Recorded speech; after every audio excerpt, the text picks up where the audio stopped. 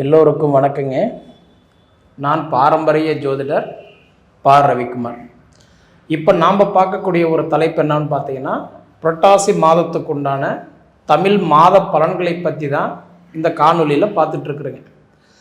இந்தவுடைய புரட்டாசி மாதம் பிறக்கக்கூடிய ஒரு தருணம் பார்த்தீங்க அப்படின்னா, புதன்கிழமை அதிகாலையில், அதாவதுன்றது 17ஆம் தேதி செப்டம்பர் 2025 தான் இந்த புரட்டாசி மாதம் 1ஆம் தேதி பிறக்கப்படுதுங்க. ரிஷப ராசி நேயர்களே, ரிஷப ராசியில் பிறந்தவங்களுக்கு இந்த புரட்டாசி மாதம் எவ்வாறு இருக்க போகுது அப்படின்னு பார்த்தீங்கன்னா, புரட்டாசி மாதம் இந்த ரிஷப ராசிக்கு நிச்சயமாக சாதகமான பலன்களை தான் கொடுக்க போகிறார். இதில் மாற்றம் கிடையாது. இதில் முதல் காரணம் என்ன அப்படின்னு பார்த்தீங்கன்னா, பொதுவாக இப்போ உங்களோட ராசிக்கு அதிபதி சுக்கிர பகவான் 4வது பாவகத்தில் இருக்கிறார். 4ஆம் இடம் அப்படின்றது சுகஸ்தானத்தில் இருக்கிறார். அப்போ உங்கள் ராசிக்கு அதிபதி சுக்கிர பகவான் 4ஆம் இடம் சுகஸ்தானத்தில் இருக்கிறார். அப்படின்னா சுகஸ்தானம் அப்படின்றது பார்த்துட்டீங்கன்னா, அதாவதுன்றது உடல் ஆரோக்கியம் மேம்படக்கூடிய இடம். அது போக 4ஆம் இடம் சொல்றது தாயுடைய இடம், மாதிரி ஸ்தானம். அந்த மாதிரி ஸ்தானத்தில் உங்கள் ராசிக்கு அதிபதி சுக்கிரன் போய் உட்காரக்கூடிய காலகட்டத்தில், அதாவது பொதுவாக 4ஆம் இடம் வலுத்தா மட்டும்தான் பூமி, வீடு, சொத்து, கிரயம் இந்த மாதிரி சம்மந்தப்பட்ட விஷயமெல்லாம் நம்ம பண்ண முடியும். பொதுவாகவே 4ஆம் இடம் ஒரு மனிதனுக்கு வலுத்து நல்லா இருந்தது அப்படின்னா, அவங்களுக்கு ரொம்ப நாளாக அந்த கனவாக இருந்ததுன்னு வச்சுக்கோங்களேன். சொந்த வீட்டு கட்டி உட்காரணும், சொந்த இடம் வாங்கணும், கிரயம் பண்ணணும், வீடு வாங்கணும், வீடு ஆல்ட்ரேஷன் பண்ணணும், இந்த மாதிரி நினைக்கக்கூடிய ரிஷபராசிக்காரங்களுக்கு கண்டிப்பாக இந்த மாதம் 23 தேதி வரைக்குமே உங்களுக்கு சாதகமாக இருக்க போகுது. காரணம் என்னென்னா, உங்களோட ராசிக்கு அதிபதி சுக்கிர பகவான் 4வது பாவகத்தில் குறிப்பாக சிம்ம ராசியில் உட்காந்துருக்கிறார். ரொம்ப நாளாக நினச்சிக்கிட்டு இருந்தீங்க, என்னால் பண்ண முடியலைங்க, தாமதமாயிட்டே இருந்தது, இது இந்த மாதம் ஆகிடும், இந்த மாதம் ஆகிடும், இது போல் நானும் பார்த்துட்டு இருக்கிற தள்ளி தள்ளி போகுது அப்படின்னு சொல்லக்கூடிய ரிஷபராசிக்காரங்களுக்கு 23 தேதிக்குள்ளார நிச்சயமாக உங்களுடைய எதிர்பார்ப்பு உங்களுக்கு ஓரளவுக்கு சக்ஸஸாக தான் இருக்க போகுது. சரிங்களா? அதே மாதிரி இந்த புரட்டாசி மாதம் பெருமாளுக்கு உகந்த மாதம். கிட்டத்தட்ட பெருமாளுக்கு உகந்த மாதம். சனிக்கிழமை விரதம் பிடிங்க ரிஷபராசியில் பிறந்தவங்களுக்கு. ஏன்னா இன்னைக்கு சுக்கிரனே ஒரு பெருமாள் சார்ந்த கிரகம் தான். அப்படி பார்க்கும்போது சுக்கிரன் நம்ம என்ன சொல்றோம்னா, இன்னைக்கு சிங்கப்பெருமாள் திருச்சியில் இருக்கக்கூடிய ஸ்ரீரங்கத்துக்கு போயிட்டு வான்னு சொல்றோம். அப்போ உங்க ராசிக்கு இன்னைக்கு இந்த மாதம் அற்புதமா இருக்க போகுது. சனிக்கிழமை கண்டா விரதம் பிடிங்க. இது உங்களுக்கு நல்ல கண்டிப்பாக ஒரு வாய்ப்பு. அதே சமயத்தில் விரதம் பிடிச்சி நீங்கள் ப்ராப்பராக இதை நீங்கள் செய்யும்போது இந்த மாதத்தில் உங்களுடைய மனசில் என்ன கேள்விகள் இருக்குது, ஒரு எதிர்பார்ப்பு இருக்குது, அந்த எதிர்பார்ப்பு இந்த மாதம் கண்டிப்பாக உங்களுக்கு சக்ஸஸ் ஆகும். கிட்டத்தட்ட ரிஷபராசிக்காரங்களுக்கு நிறைய கமிட்மெண்ட் இருக்கும். அந்த கமிட்மெண்ட் எல்லாமே இந்த மாதம் உங்களுக்கு கம்ப்ளீட் ஆகிறதுக்கு நிறைய சான்ஸ் இருக்குது. சரிங்களா? அதாவது நம்ம இன்னைக்கு அரகரான்றவன் அவதி வைக்க போகிறதில்ல, இளவுக்கு ஒருவன் தாலி இருக்க போகிறதில்ல, சொல்கிறவன் நம்மளை யாரும் காப்பாற்ற போகிறதில்ல. நாம் நல்லா இருந்தால் மட்டும்தான் நம்மளை தேடி 4 பேர் வருவாங்க. நம்ம கெட்டு போயிட்டால் நம்ம வீட்டில் இருக்கிறவங்களே நம்மளை மதிக்க மாட்டாங்க. வீட்டில் என்ன மதிப்பு மரியாதை இருக்குதோ அந்த மதிப்பு மரியாதை தான் நீங்கள் வெளியில் போனால் கூட உங்களுக்கு கிடைக்கும். அப்படி பார்த்தீங்கன்னா ரிஷபராசிக்காரங்களுக்கு இதுக்கு முன்னாடி மற்றவங்களுக்காக வேண்டி நீங்கள் வேலை செய்து கொடுத்துக்கிட்டு இருந்தீங்க. ஆனால் இதுக்கு மேலே உங்களுக்காக வேண்டி மற்றவங்க வேலை செய்யக்கூடிய இடத்துக்கு இப்போ நீங்கள் வந்துட்டீங்க. சரிங்களா? குறிப்பாக பார்த்தீங்கன்னா இன்னைக்கு உங்கள் ராசிக்கு அதிபதி 4ஆம் இடத்துல இருக்கிறது மட்டும் கிடையாது, 23 தேதிக்கு மேலே பார்த்தீங்கன்னா உங்கள் ராசிக்கு அதிபதி உங்களுக்கு போய் கன்னி ராசியில் புத்திரஸ்தானத்தில் உட்கார்றார். அப்போ உங்களுக்கு குழந்தை பாக்கியம் இல்லாமல் வரன் எதிர்பார்த்துக்கிட்டு இருக்கக்கூடிய ரிஷபராசிக்காரங்களாக இருந்தீங்கன்னா 23 தேதிக்கு மேலே பார்த்தீங்கன்னா உங்களுக்கு புத்திர செல்வங்கள் பெறுகிறதுக்கு நிறைய வாய்ப்பு உண்டு. எனக்கு கல்யாணம் 4 வருஷம் ஆயிடுச்சுங்க, 5 வருஷம் ஆயிடுச்சுங்க, இன்னும் குழந்தைங்க இல்லைங்க, இதனால் நான் ட்ரீட்மெண்ட் எடுத்துகிட்டு இருக்கிறேன், கோயிலை சொத்துட்டு இருக்கிறேன், வேண்டுதல் வச்சுருக்கிறேங்க, நான் செய்யாத பரிகாரம் இல்லை, எல்லாம் பார்த்துட்டீங்கன்ற உங்களோட ராசிக்கு அதிபதி அடுத்தது இந்த மாதத்தில் 23ஆம் தேதிக்கு மேலே உங்கள் ராசிக்கு அதிபதி புத்திரஸ்தானத்துலேயே உட்கார்றாரு. அப்போ உங்களுக்கு புத்திர பாக்கியங்கள் பெருகிறதுக்கு உண்டான வாய்ப்பு கண்டிப்பாக சூப்பராக இருக்குது. அப்போ இது போக உங்கள் ராசிக்கு அதிபதி சுக்கிரன் ஒரு பெண் சார்ந்த கிரகம்.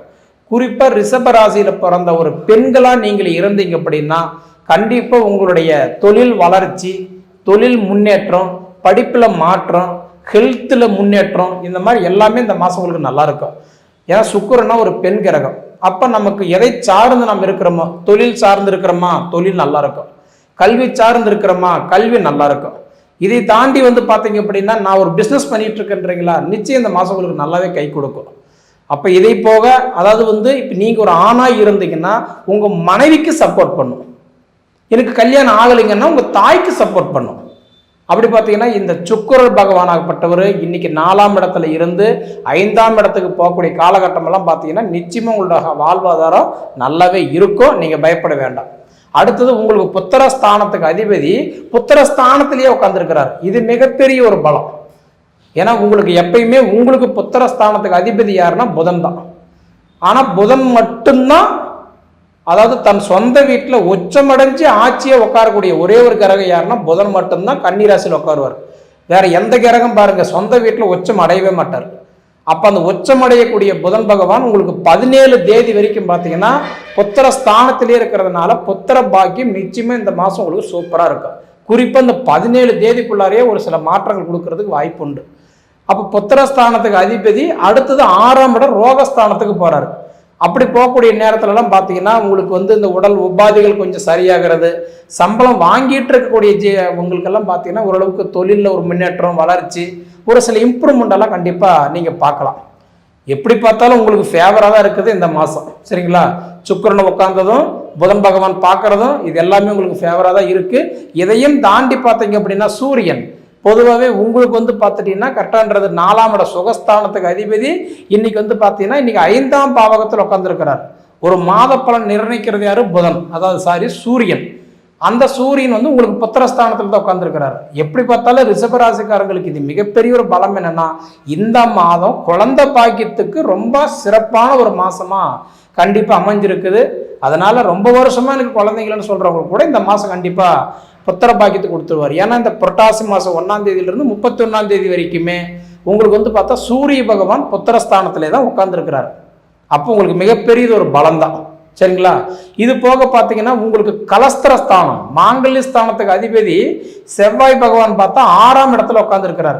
அப்போ இந்த மாசத்துல பார்த்தா இந்த மாதம் முழுவதுமே உங்களுக்கு வந்து செவ்வாய் 6ஆம் இடத்துல உட்காந்துருக்கிறதுனால திருமணம் வரன் கண்டிப்பாக பார்க்குறவங்களுக்கு கொஞ்சம் தாமதமாக இருக்கிறதுக்கு கண்டிப்பாக வாய்ப்பு உண்டு. புத்திர பாக்கியத்துக்கு சப்போர்ட் பண்ணுற அளவுக்கு திருமணத்துக்கு சப்போர்ட் பண்ணலை. அதனால் முழுக்க பார்த்தீங்கன்னா நீங்கள் வந்து கட்டான்றது திருமணம் வரன்னு பார்க்குறீங்களா இருந்தால் உங்கள் இண்டிவிஜுவலாக உங்கள் ஜாதகத்தை பார்த்துக்கோங்க ஒரு தடவை. ஏன்னா ஜாதகம் நல்லா இருந்தால் அமையலாம தவிர பொது பலனில் புத்திர பாக்கியத்துக்கு சப்போர்ட் பண்ணுற அளவுக்கு திருமணத்துக்கு சப்போர்ட் பண்ணலை. சரிங்களா? அப்போ இது போக பார்த்தீங்க அப்படின்னா 8ஆம் இடம் உங்களுக்கு வந்து ஆயுள் ஸ்தானமும் 11ஆம் இடம் லாபஸ்தானத்துக்கும் அதிபதி குரு பகவான் 2லேயே இருக்கிறார். அப்போ உங்களுக்கு குரு பார்வை 2ல் இருக்கிறதுனால உங்களுக்கு வந்து பார்த்துட்டீங்கன்னா குரு, ஏன்னா குரு கொடுப்பார் எவரை தடுப்பார்னு சொல்லுவாங்க.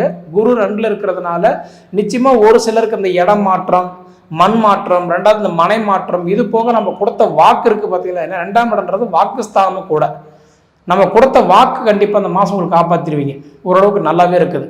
ரொம்ப ஒரு நான் கொடுத்தங்க நான் ஒரு வாக்கு கொடுத்தேன், ஆனால் என்னால் காப்பாற்ற முடியல, கொடுக்குறேன்னு சொன்னேன் கொடுக்க முடியல, கட்டுறேன்னு நான் கட்ட முடியல, ஏதோ ஒரு வகையில் தள்ளி போச்சுன்றீங்களா, கண்டிப்பாக இந்த மாதம் உங்களுக்கு சாதகமாகவே இருக்கும். சரிங்களா? அப்போ இது போக பார்த்தீங்க அப்படின்னா உங்களுக்கு சனி வந்து பார்த்தா 11ஆம் இடம் லாபஸ்தானத்திலிருந்து சனி உங்கள் ராசி 3ஆம் இடமா பார்த்துக்கிட்டு இருந்தார். அப்படி சனி பார்வை உங்களுக்கு இருந்து இப்போ சனி வக்கரத்தில் போயிருக்கிறதுனால நவம்பர் 28 வரைக்கும் கமிட்மெண்ட் மட்டும் கொஞ்சம் கம்மியாக வச்சுக்கோங்க. ஏன்னா சனி பகவான் உங்கள் ராசி பார்த்துக்கிட்டு இருந்தவர் இப்போ வக்கரத்தில் இருக்கிறதுனால இயல்புக்கு மாறாக கொஞ்சம் வேலை செய்வார். அதனால் நமக்கு வந்து நம்ம சக்திக்கு மீறி ஒரு விஷயம் பண்ணலாம் நினைக்கிற மாதிரி இருந்தால் தயவு செய்து இந்த மாதம் வேண்டாம். சரிங்களா? எதனால சொல்கிறேன் அப்படின்னா உங்களுக்கு சனி பகவான் நவம்பர் 28 வரைக்கும் வக்கரத்தில் இருக்கிறதுனால நமக்கு கொஞ்சம் சோதனைகள் கொடுத்து தான் நம்ம கண்டிப்பாக பார்ப்பார். அதனால் கொஞ்சம் கவனமாக இருங்க. அதனால் எப்படி பார்த்தாலும் முழுக்க ரிஷப ராசிக்காரர்களுக்கு இந்த மாதம் 2 விஷயம் தெளிவாக சொல்லலாம். ஒன்று, புத்திர பாக்கியம் கண்டிப்பாக நல்லா இருக்குது. 98% புத்திர பாக்கியத்துக்கு இந்த மாதம் நல்லா இருக்குது.